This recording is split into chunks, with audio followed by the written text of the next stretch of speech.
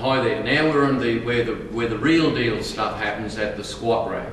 Now, to do a correct squat, what I call a correct squat, where we're going right to the ground, just like an Olympic weightlifting squat, we're going to use the full range of muscles, the quadriceps, the hamstrings, and the glute muscles. So quads, hamstrings, glute muscles, and to a degree even calf muscles are being used.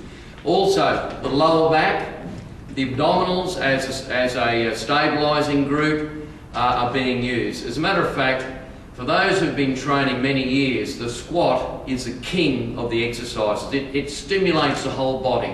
The upper body cops a workout too, because squats aren't easy. Now, in the previous frame, we showed you squats without any weight. We showed you squats with your own body weight, and they're effective too. I mean, do high repetitions, like maybe 50, set a target as 50 full body weight squats, 50 top to 3/4, 50 bottom to 3/4.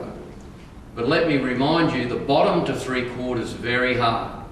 So if you build up, you can do at least 50 body weight squats, top to bottom, bottom to top, top down to 3/4. You're well on the road to doing squats with weights. Now, these are Olympic bars. Each Olympic bar weighs 20 kilos. Some ladies, they only use the bar. That's fine. It's a technique that I'm concerned with here. So here this is a relatively light bar. It's only 15 kilos, 30. It's a 50 kilo bar for demonstration purposes only. All right, now what we do, I've got a couple of loose weights down here to jack my heels up a little bit so that I keep perfect balance. Now with a free weight squat, I've got to stabilise a lot of things, and if I don't learn the techniques correctly like I did without any weights, then these become a little bit more difficult. We do have a couple of machines that do that, where they've got rails down the side. There are some that give you knee problems, some that don't. I recommend the Cal Gym, I forget what it's called actually, the Cal Gym supported squat machine. I just forget what it is now, but anyway, here we are on the free weight squat. Now, what I'm trying to do is put the bar on my trapezius muscle. There is a bone at the bottom of your neck that you shouldn't put the bar on. A lot of people put the bar on that particular vertebral bone, and it sits just above your shoulder blade, just above the trapezius muscle. What you do is put the bar underneath that bone. If you feel, there's the back of the head, you feel down the back of the neck, and I think it's about C3 or 4 on the vertebral column, but it sticks out.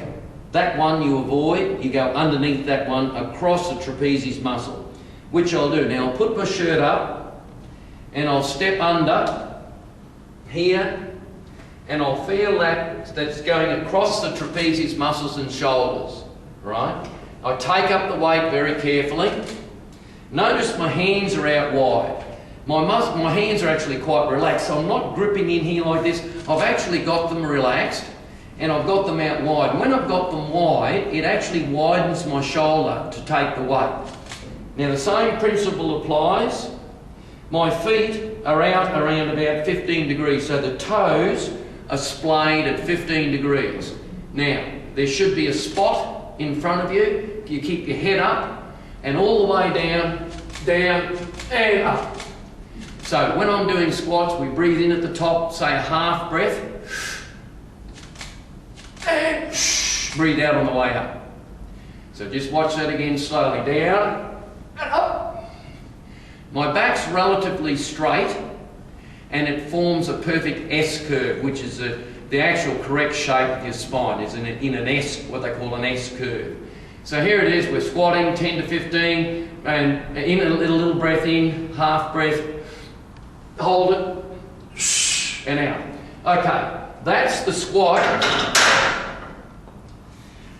And why, sometimes you'll wear a weight belt to support your lower back, but if you do a squat correctly, and I'm talking a deep squat, a squat to the bottom of the ground and up again, by taking that little breath, a half breath or even it's a third breath, and holding it, what you're doing is expanding your diaphragm, and it's like a little ball inside your stomach. You know, like Tai Chi, they hold that ball inside their stomach, and it actually pushes against your spine. Along with a supportive belt, it keeps the lower part, the L1, 2, 3, 4 and 5 in your spine, very, very secure and supported. All right, so that's the squat. The next exercise we're going to do is the deadlift. Actually, I'll move it into here, and I'll use a pair of straps for that.